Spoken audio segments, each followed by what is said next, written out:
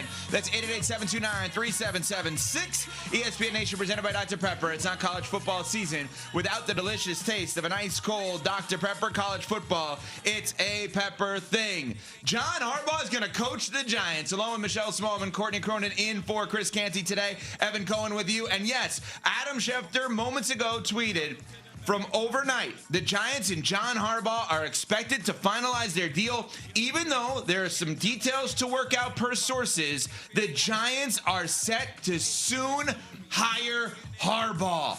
Wow. If you're just waking up with us, thank you. And you're just waking up with some massive NFL news. John Harbaugh to the Giants. Good morning, Smalls. Good morning, Court. Good morning, Evan. Good morning, Courtney. And most importantly, good morning, Nuno. How are we feeling this morning, Nuno? John Harbaugh set to be your next head coach. It feels like the Giants have finally got this right?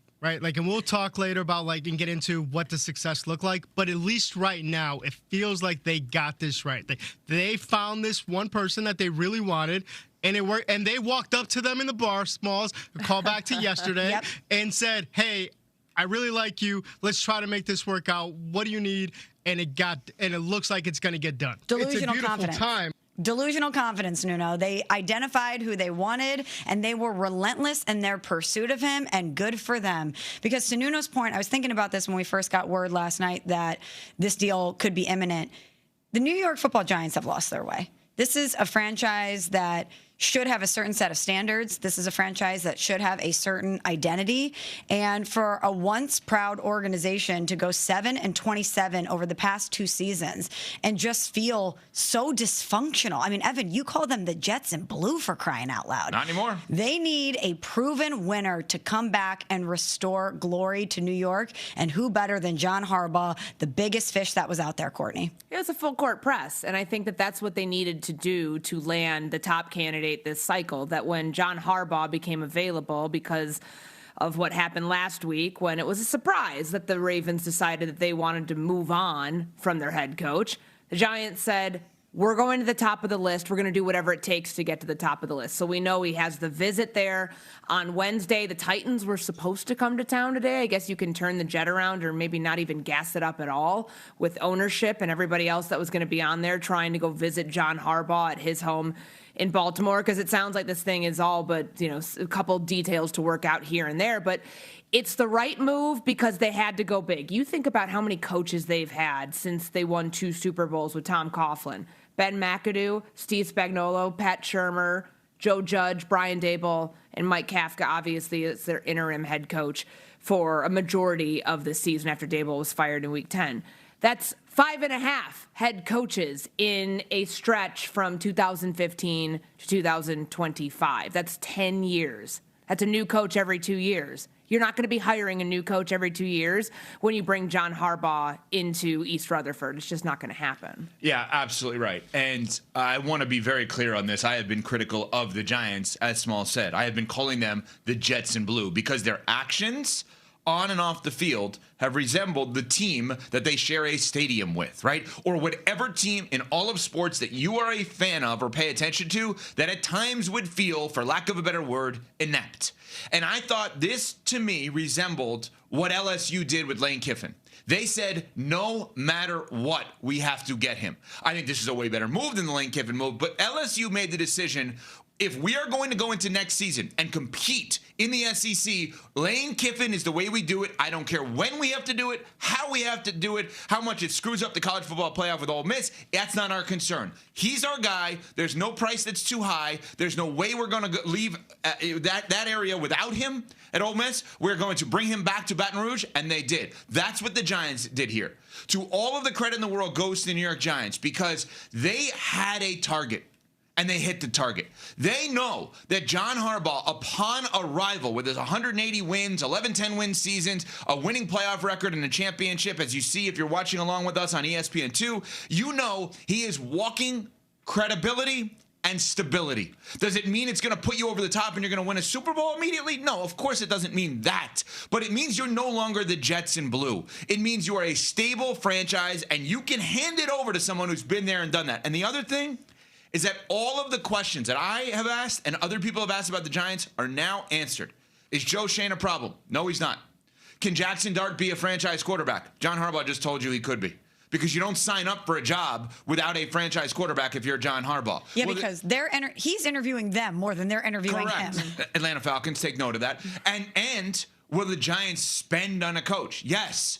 All of the things that we wondered would the Giants do, they have done. This is a home run. And as crazy as this may sound, I don't care about results. What? I'm going to tell you why.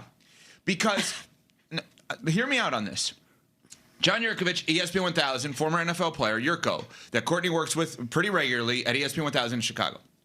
When the Chicago Bears hired Ben Johnson, Yurko had, I think, the best take of anyone I heard, which was, no more complaining, Bears fans. You got what you wanted.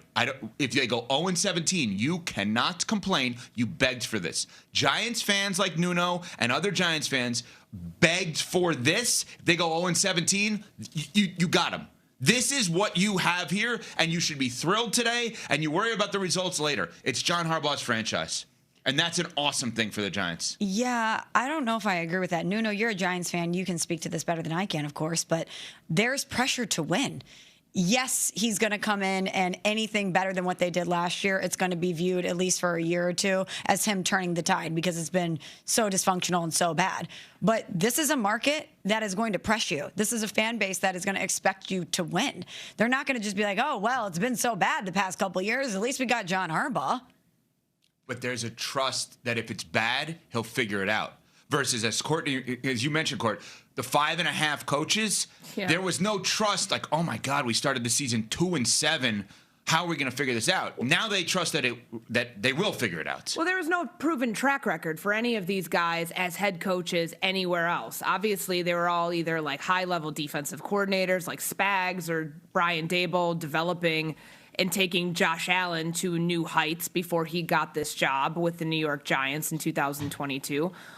This guy, though, that they just hired after 18 seasons with the one team, that's stability, that's credibility, that's all of the things that the Giants have lacked, but he has head coach experience. I know that seems like, a very obvious thing here, but they didn't overcomplicate things by saying, let's find the next big offensive guru name out there. Let's go after the most aggressive defensive coordinator we can find and hope that yields the results that are better than what they did last year, which is, drafting in the top 3 of the NFL draft.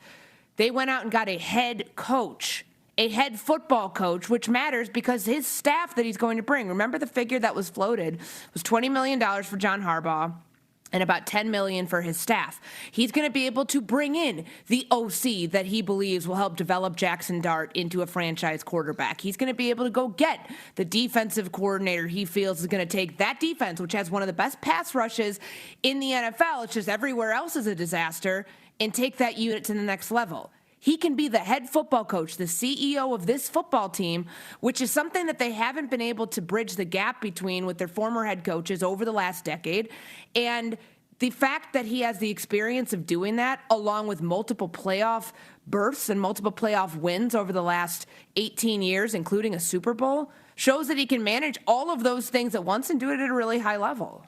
Adam Schefter, senior NFL insider, was on the Midnight Eastern Sports Center and had this to say about Harbaugh and the Giants. The New York Giants and John Harbaugh are now finalizing an agreement to make him the next head coach of the New York Giants and to make him the first head coach hired in this tumultuous coaching cycle. No team was more aggressive than the New York Giants in pursuing John Harbaugh, who spent Wednesday in the Giants facility meeting with various team owners, officials, even players, including their quarterback Jackson Dart. And obviously he was supposed to be talking with the Tennessee Titans and the Atlanta Falcons. Right now it doesn't seem like that's going to happen because all focus is on getting a deal done with the New York Giants. The Giants look like they're going to be getting the coach that they wanted, and he is going to be the guy that succeeds Brian Daboll and Mike Kafka to bring stability to this organization that has struggled to capture that. Somebody who coached 18 seasons in Baltimore. The Giants want to have a similar type of run in New York with the Giants. Okay. Great stuff from Adam, as always, breaking that story.